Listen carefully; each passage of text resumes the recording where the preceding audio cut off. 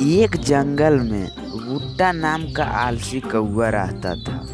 वैसे तो वो एक मजदूर था, लेकिन सिर्फ नाम का। उसकी पत्नी शर्मिला दूसरे के घरों में काम किया करती थी। गर्मी का समय था। उस रात शर्मिली घर में कदम रखा ही था, तभी भुट्टा। देखो शर्मिली, गर्मी का समय है तो इसका मतलब ये नहीं कि तुम जब चाहो घर में आ जाओगे।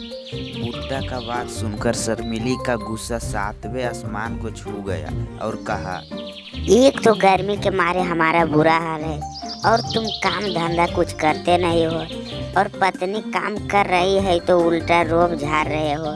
तब भुट्टा बोला, रोब नहीं झाड़ रहा शर्मिली, टाइम देखो, रात के 8 बज रहे हैं।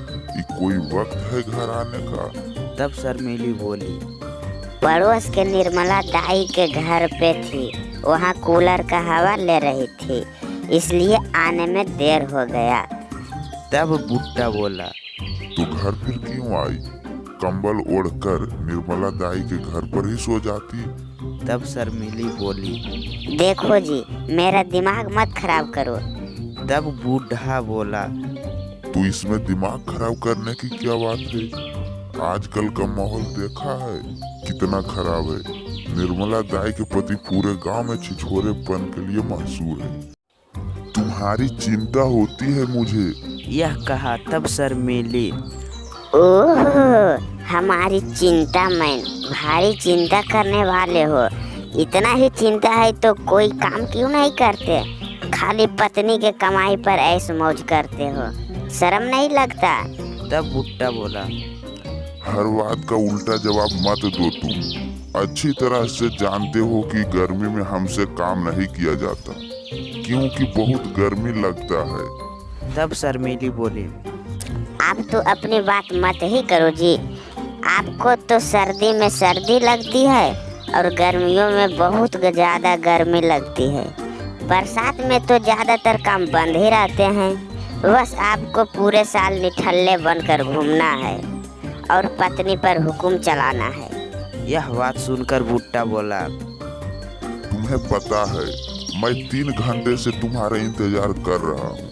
मुझे कितना जोरों की भूख लगी है। तब शर्मिली कहती है, तो एक कहिए न कि आपको भूख लगी है तो इसलिए आप पत्नी की चिंता हो रही है। देखिए जी, आपको खाना तभी मिलेगा जब आप हमें कूलर ला कर दीजिएगा। तब कुछ देर सोचा और बूढ़ा बोला, अच्छा ठीक है शर्मिली, ठीक है, तुम्हें कूलर ही चाहिए ना, तुम्हें कूलर लाकर दूंगा। यह बात सुनकर शर्मिली बहुत खुश हो जाती है और भुट्टा को खाना दे देती है। भुट्टा खाना खाकर सोने चले जाते हैं। सोते सोते सोच रहे थे कि कूलर कहाँ से लाऊं। यह सोचते सोचते उसके आँख लग जाता है और वह सो जाता है। अगले दिन वह बाजार जाता है तो वह बाजार में देखता है कि एक दुकान के बाहर बहुत सारे कूलर हैं। तो क्यों ना यहीं से एक कूलर चुरा लिया जाए। यह आइडिया उसे बहुत अच्छा लगा। फिर वह कूलर चुराने के लिए आगे बढ़ा। इधर उधर देखा कोई नहीं था तो वह कूलर लेकर वहां से भाग गया। वह अपने घर कूलर लेकर गया तो उसके पत्नी, वाह, आप कितने अच्छे हो जी, मेरे लिए कूलर ले आए। वैसे आप इस कूलर के लिए पैसे कहाँ से लाए?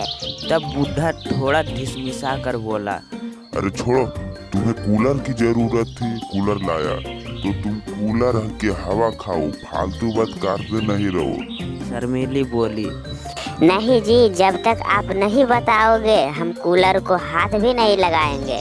तो बूढ़ा बोला, देखो शर्मिली, हमें हवा खाने से मतलब है।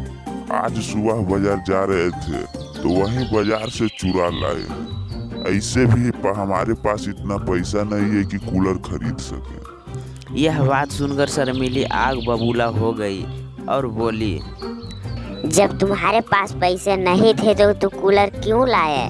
तुम कूलर नहीं लाते, चोरी करने की क्या जरूरत थी? मैं जा रही हूँ अपने भाई के पास और सब बात अपने भाई को बताऊंगी, तब तुम्हें समझ में आएगा। यह कहकर शर्मिली चली गई। बेचारा बूढ़ा बहुत डर गया कि अब उसका भाई उसको छोड़ेगा नहीं।